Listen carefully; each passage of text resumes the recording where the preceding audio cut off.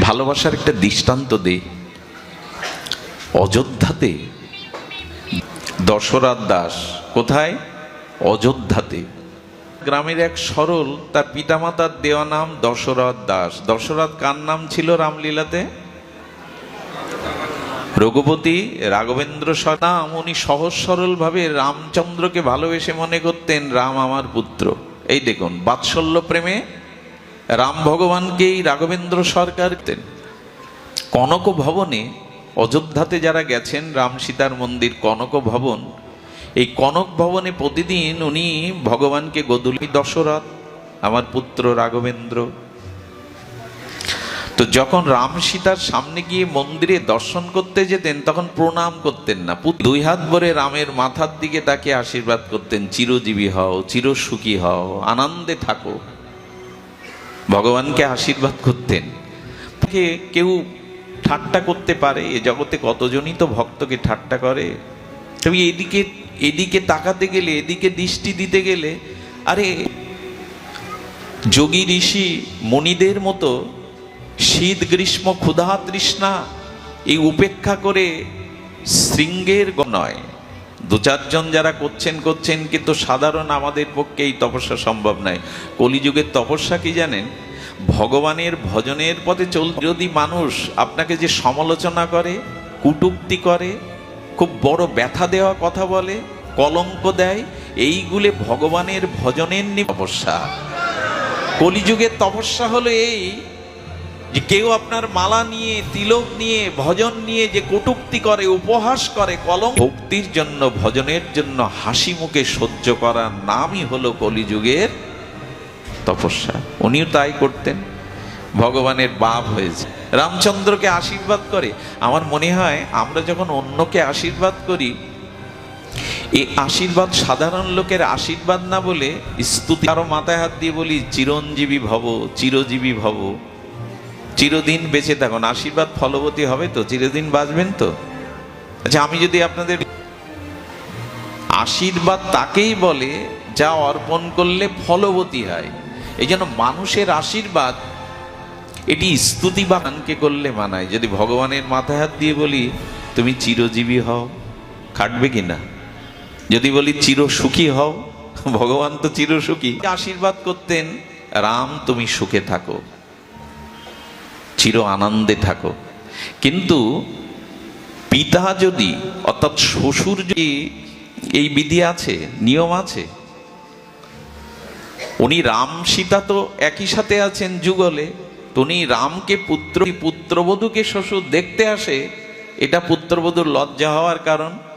উনি প্রথম দিন থেকে পূজারীকে বলতেন, পূজারী জানকী দাও যাতে আমার পুত্র রামকে দেখতে পায়, সীতাকে না দেখতে পায়। কি ভাবনা দেখুন, পুত্রবধূকে শ্বশুর প্রতিদিন দেখতে আসবে।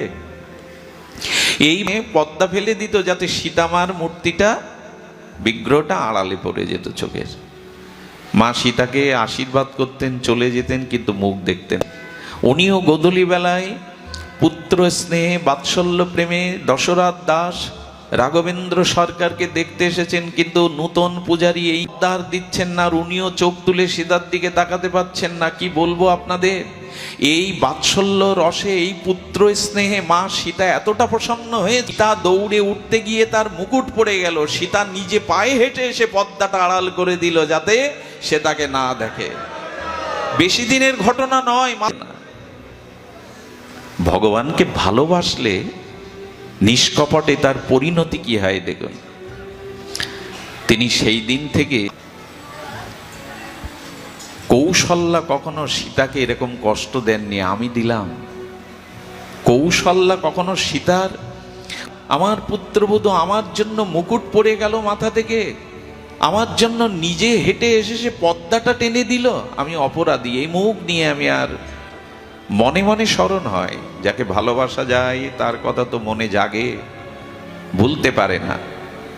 কিন্তু ঘটনা ঘটলো রামলীলা। সেই রামলীলা যখন অভিনয় করবে, সবাই বলল আচ্ছা দশরথের ভূমিকায় দশরথকে নিলে হতো না? উনি তো রামকে পুত্র জ্ঞানেই ভালোবাসেন। ওনাকে এরা এই রাম লীলাগুলি এরা এইভাবে মঞ্চস্থ করে। তো রামের পিতাই তো আমি একটু অভিনয় করে মানুষকে রঙিন রঙ্গমঞ্চে রাম লীলাতে পিতা হলেন। যখন বনবাসে চলে যাচ্ছে রাম, লক্ষ্মণ সীতাকে নিয়ে তবে যাচ্ছে, এমন কোন দর্শক শ্রোতা নেই তাদের চোখের কোলে সজল হয়ে উঠিনি, তাদের নয়ন সজল হয়ে বিন্দু বিন্দু জল পড়।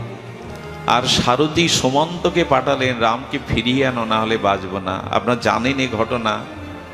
সুমন্ত এসে যখন বলল 14 বছরের আগে না অযোধ্যায়, এই সংবাদ শোনার সাথে সাথে প্রকৃত লীলাতে, ত্রেতাই লীলাতে দশরথ রাম রাম রাম রাম রাম রাম এই রোল যখন ওনার সামনে এলো, উনি এতটাই ব্যতীত হলেন, এতটাই পুত্র স্নেহের প্রেমে তাকে বেঁধেছেন ভক্তিতে, যে যখনই সুমন্ত এসে বলল রাম রাম বলতে বলতে স্টেজ থেকে পড়ে গেলেন। ওই দিনের মতো অভিনয় যখন শেষে পর্দা টানা হলো, সবাই গিয়ে দশরথকে তুলতে গিয়ে দেখে সে কাছে আর তিনি নাই। এই হলো ভগবত প্রীতির লক্ষণ। এ অভিনয় নয়, লোক দেখানো নয়।